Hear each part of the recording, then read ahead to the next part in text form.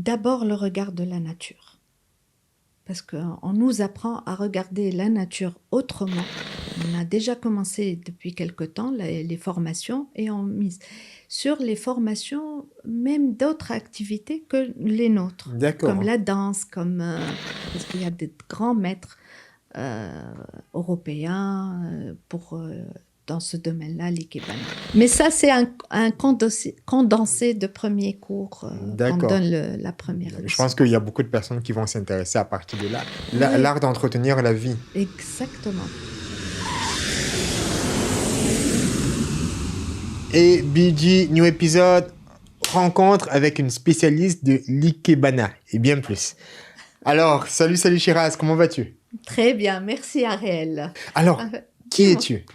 Alors, je suis Shiraz Kamoun, épouse Krouf, CEO and co-founder de l'Espace Morda et deuxième casquette, c'est artiste ikebana, maître d'art floral japonais Merci, de merci pour ta l'école composition. Ohara de Tokyo. Super. Voilà, je donne des cours et en même temps, je suis partenaire avec l'ambassade du Japon pour des prestations culturelles pour cet art-là. Ah, Voilà, qui super. est l'ikebana. Ikebana, et ana, c'est les fleurs en japonais, et ike, c'est design. Donc, c'est le design floral. C'est D'accord, l'arrangement des végétaux avec des règles strictes, bien d'accord, sûr, qu'on apprend et que moi-même j'apprends pour peut-être des futurs enseignants d'art floral d'ikebana en Tunisie ou ailleurs. d'accord. Alors, qu'est-ce qui t'a orienté en fait vers cela? Vers ça. Alors, ça date déjà de plus que 20 ans maintenant. D'accord, waouh. Il y a une visite d'une exposition à Paris quand j'étais étudiante. J'ai visité par hasard une exposition et vraiment j'ai eu un déclic, un amour, un coup de foudre. À l'époque, j'étais étudiante, j'avais pas le temps. J'ai tout de suite écrit dans mon calendrier Ikebana pour ne pas oublier ce nom qui m'a paru tellement artistique, bizarre, philosophique et tout en même temps. Et j'ai demandé c'est quoi. On m'a dit que c'était un art japonais, que c'est un art qui s'apprend. Donc, je me suis dit, le jour où je vais avoir le temps, je veux apprendre cet art qui m'a paru extraordinaire. D'accord. Déjà, moi, j'aime beaucoup la nature dès mon jeune âge. Voilà, le départ, c'était ça. Et au retour en Tunisie, j'ai eu un petit moment libre. J'ai appelé l'ambassade du Japon en Tunisie. J'ai demandé s'il y avait des cours d'ikebana. Je veux apprendre l'ikebana. Et par hasard, il y avait un professeur japonaise qui donnait des cours d'ikebana. Donc, j'ai tout de suite intégré son cours, tout de suite commencé la formation. Elle était là encore pour 6 mois, donc j'ai profité d'elle au maximum. Ensuite, au bout de 6 mois, elle m'a appelé une fois, elle m'a dit, voilà, moi je quitte la Tunisie. C'est à cause de son mari qui a Mhm. fini son contrat avec la Tunisie. Donc, mais je vais te laisser tout mon matériel, mais à condition que tu continues la formation et que tu ouvres ta propre école, D'accord. entre guillemets, à enseigner. Alors que nous, à l'époque, on était une bonne dizaine d'élèves. Et tout de suite, je lui dis, mais non, moi, je le fais pour moi. Non, non, elle me dit, continue, tu vas voir. C'est ça l'évolution et la continuité de cet C'est ça, art-là. de toute façon, la meilleure façon d'apprendre, c'est d'enseigner. Voilà, exactement, tout à fait. Et on a fini notre cursus. On a eu en 2004 le premier Instructor Certificate. Donc en 2004, avec ce certificat, ils nous autorisaient à donner des cours. D'accord. Et on a commencé à donner des cours, mais tout simplement dans un petit local, etc. Jusqu'à 2009, quand on a ouvert l'espace Morda, là, euh, on, a, Et on, a, proposer. on a proposé les cours à l'espace Morda. Et de fil en aiguille, on a continué la formation, pas en Tunisie, mais en Europe.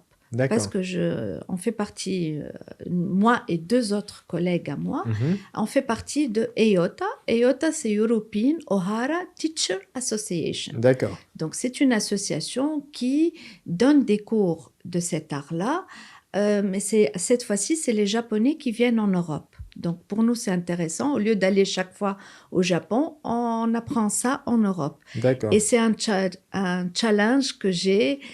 Il faut que je fasse le séminaire chaque année. une fois D'accord. par an. Et là, d'ailleurs, je vais en Hollande la fin du mois de février pour un stage d'une semaine. Et c'est les Japonais qui se déplacent et il y a pratiquement de tous les pays européens. D'accord. Ok, en tout cas, c'est Voilà. un vaste Ouais. parcours, hein. Je ne savais pas que tu avais cette passion-là déjà depuis longtemps, tu vois, parce que je pense que tu as commencé à communiquer un peu plus dessus, je pense, les dernières années. Mais je ne savais pas que ça datait d'aussi loin. De si loin, oui. C'est vrai qu'on était assez timide au Oui, départ, oui, hein. c'est... C'était vraiment, c'est vrai que c'était plus pour moi. Voilà, personnage, J'étais encore en apprentissage c'est et ça. en observation. Et le fait d'intégrer cette association européenne nous a donné beaucoup de confiance et nous ont beaucoup encouragé à donner les cours et à continuer à donner les cours. Oui. Donc c'est vrai que depuis quelque temps, je travaille sur ça et pas assez encore, à mon sens. D'accord. Et qu'est-ce qui t'a particulièrement parlé là-dessus? Alors c'est plus vraiment ce côté dépouillé, ce côté raffiné que a cet art et en plus les Japonais. Mhm. Donc comment on va à l'essentiel, Ça, oui, ça, c'est vraiment ce mot-clé, c'est voilà, l'essentiel, en fait. l'essentiel du sujet et enlever tout ce qui est superflu. Superflu. Donc quand on a une branche qui a plusieurs ramifications, comment aller à enlever les extras et laisser l'essentiel.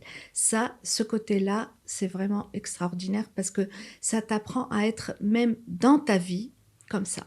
Oui, ça me Ouais. fait penser à une pensée d'un philosophe, je me souviens plus lequel, qui disait la perfection est atteinte non pas quand on ne peut plus rien ajouter, mais quand il n'y a plus rien à enlever. Il me semble que c'est ça, si je ne travaille pas la Oui, pensée. Ouais. exactement, tout à fait, tout Ok. à fait. C'est d'être au point focal, d'enlever et de quand on regarde un arrangement floral, parce qu'on médite sur ça. Oui, Donc en méditant, il faut pas être perturbé, perturbé ni par. mentalement, ni émotionnellement. Voilà, voilà, voilà. Donc, en regardant soit ton arrangement aux arrangements des autres, il y a des émotions qui arrivent, des choses à laquelle on est vraiment très sensible. D'accord. Alors, quelles sont les différentes phases d'apprentissage pour Alors, l'initiation à l'ikebana? oui. D'abord, il y a 6 mois à 1 an, les styles de base. D'accord. On apprend les végétaux, comment les couper, comment les conserver, comment faire des arrangements tout de suite, hein, tout de suite, dès le premier cours, premier atelier, ils sortent avec une composition qui est celle-ci. D'accord. C'est vraiment le style de base, c'est un Anna Isho. Anna, comme j'ai dit, c'est fleurs.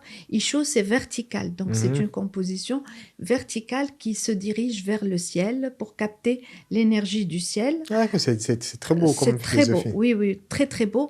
Et je sais que moi-même, j'ai vécu ça. Mon premier cours, c'était celui-là, mais sûrement avec d'autres végétaux, m'a vraiment bouleversée parce que tout de suite, on capte quelque chose de fort et très vite. C'est ça. Donc l'apprentissage se fait petit à petit. Je dis toujours, l'ikebana, c'est comme une langue. On apprend la grammaire, le vocabulaire d'abord, donc il faut bien apprendre ça. Ensuite, dès qu'on a les bases solides, on peut aller jouer avec ça. D'accord. Et après, il y a des styles beaucoup plus élaborés, beaucoup plus grands, beaucoup plus. On peut utiliser du bois flotté, on peut utiliser des fruits, on peut utiliser des choses séchées comme du champignon, ça intègre vraiment des arrangements assez avancés. D'accord. Et de Voilà. ce que je comprends, en fait, c'est destiné à être une présentation éphémère, vu que ce sont des plantes qui vivantes. Oui. Oui. D'accord. Mais nous, on apprend et à faire durer la vie des fleurs et des végétaux le plus longtemps possible, D'accord. dans le choix de la maturité des fleurs et l'entretien. D'accord. Donc, il y a une technique. Tout est une question de technique. C'est vrai que les Japonais sont très, très forts pour ça. D'accord. Parce Ok. qu'ils arrivent à maintenir des compositions avec des végétaux naturels, pas du tout plantés avec racines. Ça n'a rien à voir avec le bonsaï. Le D'accord. bonsaï, c'est avec les racines. Là, on travaille pas avec les Racine. racines, mais on fait de telle manière de faire durer la composition ou l'arrangement le plus longtemps possible, des fois même 15 3 semaines. Ah, wow, Oui. d'accord. Donc, Donc, c'est un peu comme une sorte de Qigong. C'est vraiment l'art, ou le Kiko, oui, l'art d'entretenir la vie. exactement, tout à fait, tout à fait. Ils nous apprennent des choses à laquelle la plante sera bien pendant quelque temps. D'accord, super. Et du coup, où est-ce que tu donnes des cours en Tunisie? Oui, Voilà, tu donnes des stages, des ateliers, comment ça se oui. passe? Alors, pour le moment, on donne des ateliers et des cours à l'Espace Morda chaque Mhm, jeudi après-midi. En raison de 2 heures, 2 heures et demie. Donc, pour les débutants, c'est moi qui achète les végétaux mhm, et je leur fournis tout le matériel parce d'accord.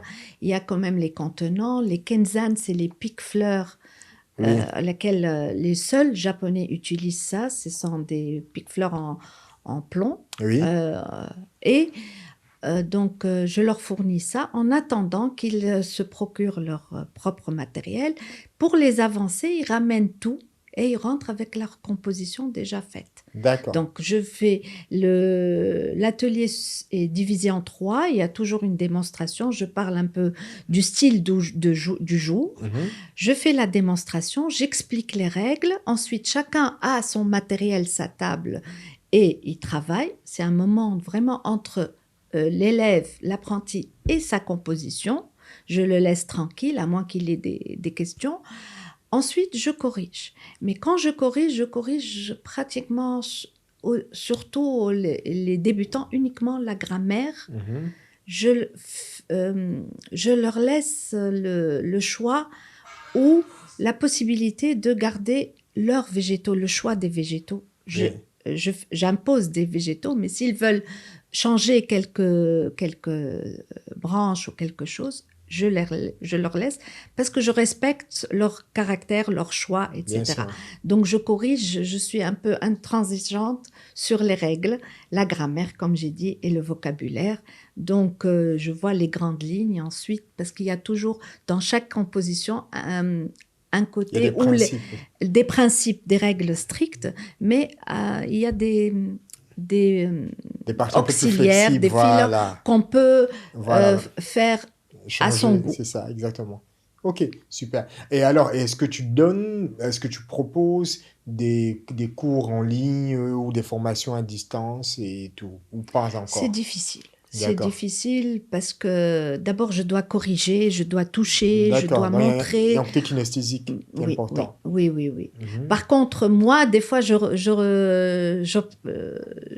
suis des cours en ligne Oui, parce que je comprends plus vite qu'un débutant. Le débutant, d'accord. d'ailleurs, pour chaque discipline, même le tai chi, tout Oui, bien ça, sûr, voilà, c'est plus c'est simple, c'est plus plus du évident. présentiel C'est ça, c'est ça. que en Ça, ligne. ça demande Ouais, beaucoup de particularités pour être capable de voilà, capter, voilà. en fait, voilà. Parce que l'essentiel, je leur donne les règles, mais il n'y a pas que les règles, il y a la manière de faire et la manière de regarder la nature aussi. Je Mhm. leur dis souvent que l'ikebana se fait avec les pieds avant les mains, parce qu'on doit d'abord observer comment les végétaux sont dans la nature. Ensuite, on va faire l'arrangement. Parce D'accord. que sachant que l'ikebana n'est pas uniquement qu'avec des fleurs coupées qu'on achète du marché, loin de là, c'est vraiment tout végétaux, c'est des branches, c'est des feuilles, c'est D'accord. des fleurs sauvages. Euh, Au départ, l'ikebana était uniquement avec des fleurs sauvages. D'accord. Alors, comment est-ce que tu sais qu'une structure, elle est réussie ou une présentation est réussie? Quand elle est grammaticalement correcte. D'accord. Donc, il y a toujours les, la pièce principale, le point focal, les directions, les orientations, les angles, etc. et un travail propre. D'accord. Voilà. Ok. Et bon, tu sais que j'aime souvent, en fait, toujours le côté connexion à la vie. Oui. C'est quelles sont pour toi les leçons de vie que tu as pu tirer de ta relation à l'Ikebana? D'abord, le regard de la nature. Parce qu'on nous apprend à regarder la nature autrement que quelqu'un de novice en Ikebana. Parce que à ce moment-là, on regarde les lignes qu'on trouve dans les arbres, dans les Ah, fleurs, d'accord. sa manière de pousser. Et ça, on essaye de transmettre ça en microcosmos. D'accord. Si on voit des choses intéressantes en termes de lignes, euh, ça, c'est la première chose. La deuxième, c'est que chacun est capable de le faire. Ça, c'est très beau aussi à transmettre. Et moi, que j'ai ressenti aussi, parce qu'on n'a pas besoin de mettre beaucoup d'argent. Il suffit de sortir dans le jardin ou même dans la rue et de couper les marguerites qui poussent partout au printemps, le jasmin, les branches d'olivier, etc. Et même avec très peu de choses, on arrive à faire un impact important à travers un arrangement. D'accord. Ok, Voilà. intéressant. Et Mm. alors, ça se voit que tu t'es présenté au départ, tu as plusieurs casquettes et tu Oui, vois un peu, voilà, les ouais, plusieurs, ouais, on va dire, cordes à ton arc. ouais, Il y a effectivement celle de l'Ikebana, mais il y a également, en fait, la direction de l'espace Morda. Donc, ouais. on l'a mentionné plusieurs fois dans la première partie, c'est quoi exactement, pour ceux qui sont à l'étranger, qui connaissent pas, c'est D'accord, quoi exactement l'espace Morda et comment vous est venue l'idée de faire jaillir cet espace-là? Et d'accord. c'est quoi sa perspective aujourd'hui? Oui. Alors, l'espace Morda fête son 15e anniversaire. Ah, Mabrouk, comme on dit. Et enchantée, depuis 2009, donc c'est la 16e année, cette année 2025. La fondatrice, c'est maman qui a eu l'idée. Mm. Elle a travaillé pendant 17 ans en tant que directrice du club Tar Haded dans la Médina. D'accord. Et en sortant à la retraite, elle voulait vraiment créer un espace culturel, mais pas uniquement culturel, une galerie d'art. Elle Mm. voulait des ateliers, elle voulait un endroit dynamique. Le départ, c'était ça. Ensuite, elle m'a proposé d'intégrer son idée. J'ai tout de suite adoré. Et pour mettre un peu plus d'accent sur la culture, on s'est dit pourquoi ne pas créer tout un concept de bien-être et culture. Mhm. Donc, on travaille l'esprit et le corps. Pas uniquement le sport, mais la culture. Et à travers les ateliers et les activités qu'on a, on est dans un concept de bien-être, loisirs et culture. C'est Donc, ça. c'est ça l'espace Morda. On a tout de suite commencé par le spa, le bien-être, donc les cours d'aquagym et les cours de natation et les aquapilates et tout ça. Ensuite, on a intégré la culture aussi avec des ateliers comme le théâtre, poterie, l'art floral et, euh, et d'autres ateliers, plein d'autres ateliers. Et ensuite, on a créé la bibliothèque, Biblios Morda, où les gens peuvent emprunter des livres, des nouveaux romans et récits. D'accord. Et par la même occasion, il y a un cercle de lecture qui se réunit aussi chaque fin du mois Ah, je savais pas pour... ça. oui, voilà. Qu'est-ce qu'on a fait aussi une salle de séminaire, de conférences et tout ça. Oui, je l'ai vu, ça m'a très, très bien réussi. Voilà. Et la grande salle de yoga. Pourquoi? Parce qu'on s'est dit, il faut passer à l'activité réelle, donc c'est la pratique Mhm. et la théorie. Mais ça, il faut Donc aller c'est les deux, en et fait. former les deux en même temps. C'est pour ça qu'on a joint la salle de séminaire avec la pratique. Donc nous sommes quand même, on a, on a développé le concept, mais en même temps, on est resté en osmose avec l'idée principale, l'idée initiale. Mhm, c'est ce que je vois en fait, parce que Voilà. de ce que je sais, vous étiez parmi les premiers à avoir Ouais. lancé en fait ce concept-là dans la banlieue, mais surtout, je pense qu'il y avait une vision qui était très claire. Il y avait une Oui. vision qui était très claire, que ce soit en fait ta mère, que ce soit toi, par rapport à ce que vous vouliez en fait faire, et de Ouais. voir que au jour d'aujourd'hui, vous êtes resté en fait authentique par rapport à ça, c'est assez impressionnant. Tout à fait. D'accord. Exactement. Et alors, quelles sont les perspectives que vous avez aujourd'hui, en fait, en Pour, 2025 pour le futur? pour le futur. Alors, déjà, continuer à faire ce qu'on fait donc,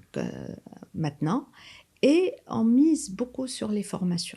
D'accord. beaucoup. On a déjà commencé depuis quelque temps les formations et on mise sur les formations même d'autres activités que les nôtres, comme D'accord. la danse, comme des formations même en ingénieur et tout ça. Parce que D'accord. maintenant, ils ont compris qu'il y a un éveil et sortir du cadre de travail, sortir les employés du cadre de travail, ils sont beaucoup plus aptes à apprendre et à capter des choses que rester dans leurs locaux, C'est ça. etc. C'est vrai qu'il me souvient que vous avez organisé des formations, effectivement, d'entreprise, je pense, Oui. voilà, également à l'espace. Ça, c'est pas nous, hein. Nous, À louer l'espace, voilà, exactement. on Vous avez met en loué l'espace. disposition C'est ça. tout le matériel et l'infrastructure.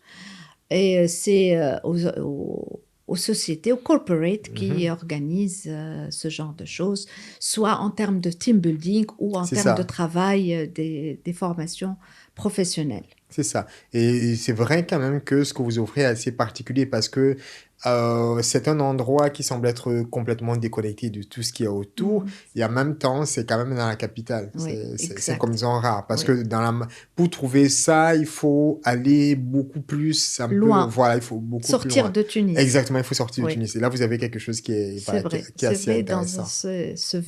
surtout la verdure et le jardin, D'accord. qui est omniprésent partout, et c'est agréable, les gens profitent de cet espace vert qui est très très important pour nous. D'accord. Et toi qui bouges beaucoup, quelles, que- quelles sont les différences, les transformations que tu vois entre ce qui se passe à l'extérieur et ce qui se passe à l'intérieur? Et quand tu es à l'extérieur, hors du pays, tu en peux que ce soit au niveau des salons, des D'accord. ateliers de bien-être, des formations et autres, et ce qui est en train de se développer à l'intérieur du pays. Alors, je sens qu'il y a beaucoup de compétences déjà en Tunisie et on a D'accord. tout ce qu'il faut, surtout que depuis un moment, je suis très proche des jeunes. Et je trouve beaucoup de dynamisme, beaucoup d'ouverture, de liberté. Avec Internet, les jeunes sont très, très accessibles à toutes les informations, à toutes les données pour apprendre des choses. Surtout, moi, je suis dans la culture japonaise et je vois quand on a fait une fois une journée culturelle du Japon et j'ai eu des jeunes de cosplay, des gens de Ah, manga, d'accord.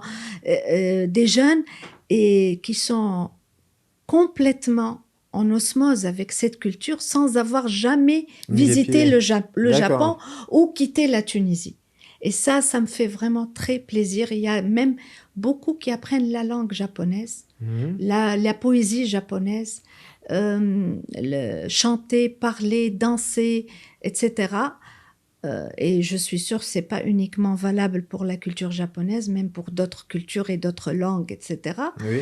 Et pour moi, ça, c'est une très grande richesse qu'on doit vraiment garder et développer en Tunisie. On a une certaine flexibilité vers l'étranger, vers l'autre, et c'est un très grand plus. D'accord, ok, super. Oui. Alors, pour toi-même, quels sont en fait tes projets? euh, vers quel type d'activité est-ce que tu te projettes pour plus tard? Moi, personnellement, je Oui, développerai plus les l'Ikebana. activités d'Ikebana parce Mhm. que mon rêve et mon souhait, c'est d'être l'école euh, essentielle ou l'école mère pour l'Afrique. Attends, bah d'accord, donc vraiment un headquarter. Voilà, Voilà. headquarter, exactement. Devenir un chapitre. Parce que pour le moment, nous sommes un study group. Mhm. Ça, c'est mon premier souhait. Mon deuxième souhait, toujours pour les Kebana, c'est de créer des séminaires internationaux.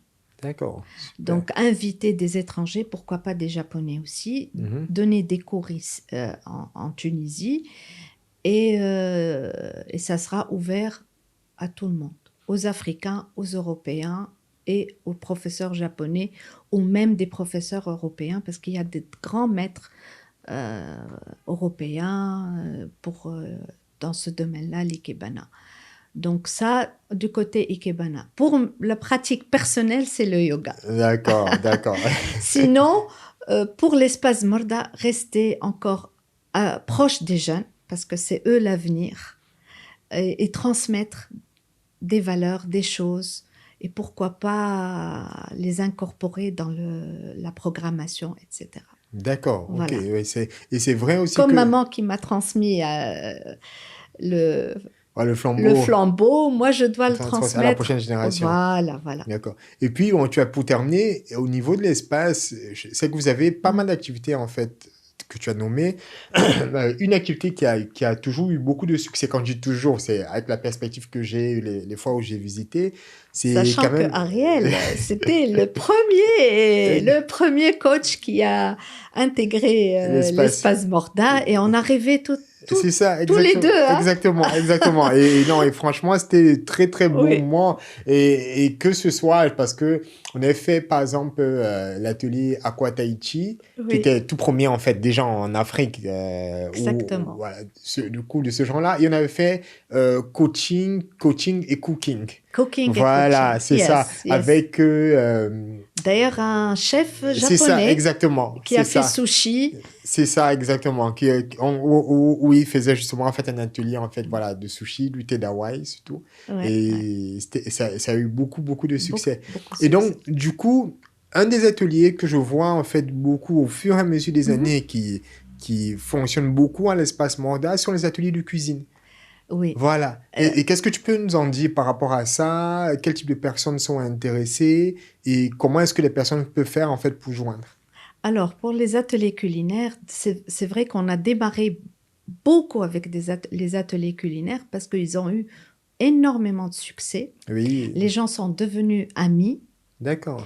et c'est incroyable que en arrivant à un atelier, les gens ne se connaissent pas, mais je vous assure qu'à la deuxième épluchure de tomates ou de Oui, pommes de bien terre sûr. ou d'oignons ou n'importe quoi, ça y est, ils se donnent leur numéro, ils sont amis et moi je fais ça et moi je rajoute ça C'est et je ça. fais ça. Et c'est incroyable comme quoi la pratique est importante. Je Mhm. dis et je répète, c'est que nous, on n'est pas resté uniquement dans la théorie, on est passé C'est ça, un à la nouveau stade. pratique.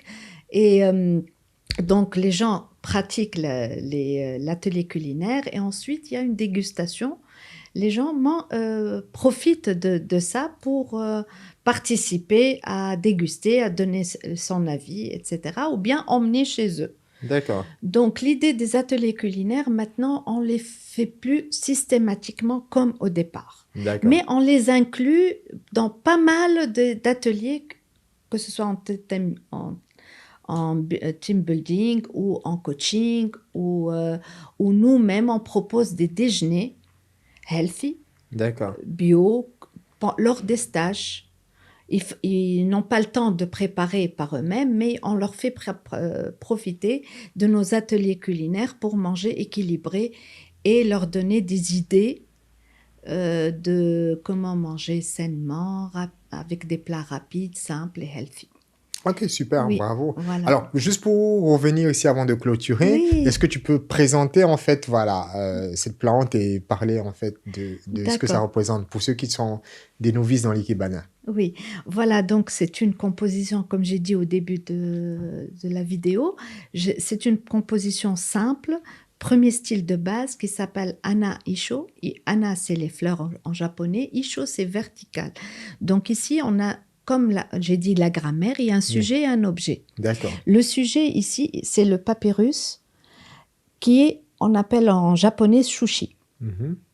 Le sushi doit être l'élément le plus haut, le plus proche du Du ciel ciel. et qui capte l'énergie du ciel. Mhm. Ensuite, il a des auxiliaires. Ces auxiliaires vont venir bien sûr un peu plus bas que le shushi, et à côté, parce que c'est une plante c'est la même plante qui pousse dans la nature, comme ça C'est ensemble, ça. comme un bouquet. Ensuite, on a le point focal. Le D'accord. point focal ici, c'est la fleur. La fleur ici, c'est un glaïeul, pardon, un oiseau de paradis. Mhm. L'oiseau de paradis, on va l'appeler l'objet, le D'accord. kiyaku. Mhm. Donc le shushi et le kiyakushi. Le kiyaku va être à un tiers du chou, orienté vers le cœur de la personne qui regarde l'arrangement, D'accord. incliné à 45 degrés. D'accord, il y a vraiment beaucoup de technicité. Voilà, voilà, d'accord. Et si on respecte ces règles-là, on a tout de suite une composition qui est à la fois équilibrée, belle esthétiquement et harmonieuse. D'accord. D'accord? Non, une fois on a le shushi et le kyakushi, le reste c'est des fillers, c'est des auxiliaires. D'accord. On remplit l'espace vide, mais on laisse le vide autour des Oui, végétaux. parce qu'au niveau en fait, de l'Asie et au Japon en particulier, le vide a une valeur fondamentale. Exactement, exactement. Tout à fait. Donc, le deuxième oiseau de paradis ici viendra en accessoire, en auxiliaire à côté du kyaku. Et les 3 feuilles de fougère que j'ai mis, c'est aussi des fillers. Le green, le vert est très important. Mais il ne faut pas les mettre trop collés ou laisser l'espace vide comme un tremplin. D'accord. Ok, super. D'accord. Donc ça, c'est en général les premières règles qu'on donne pour une première composition. D'accord, Voilà. encore merci. Et je vous assure, si vous suivez ces règles-là, vous utilisez glaïeul lisse, papyrus d'autres variétés, des végétaux, avec des roses ou changer le matériel, vous aurez toujours un équilibre entre ces végétaux-là. D'accord, ok. Ouais. Après, il n'y a pas que ça. Hein. Il y a j'imagine, plus que c'était vraiment... 200 styles. Mais ça, c'est un condensé de premier cours qu'on donne la première leçon. Je pense qu'il y a beaucoup de personnes qui vont s'intéresser à partir de là. À part ça, pour terminer, où est-ce que l'audience peut te contacter si jamais ils veulent suivre tes activités, s'ils veulent te contacter, que ce soit pour une conférence ou bien même l'espace, voilà. D'accord, c'est très simple. Sur nos réseaux sociaux, sur Google, sur notre site web, il y a tout et vous pouvez nous joindre par mail, par téléphone. Il y a toute une équipe derrière ça. Je ne suis pas la seule. Ok. En tout cas, bravo à toi, bravo à l'équipe aussi. Et merci beaucoup, Ariel. Ok, merci pour l'invitation. Voilà, merci encore. Ça m'a fait beaucoup plaisir. Moi aussi, voilà. Enfin, on l'a fait. Oui, voilà, on l'a fait. Oui. Après quelques temps. Exactement. Tout à fait. Donc, merci et au plaisir de te recevoir à dans le prochain épisode. Oui, à la prochaine. Exactement, la prochaine fois. Merci. Ça.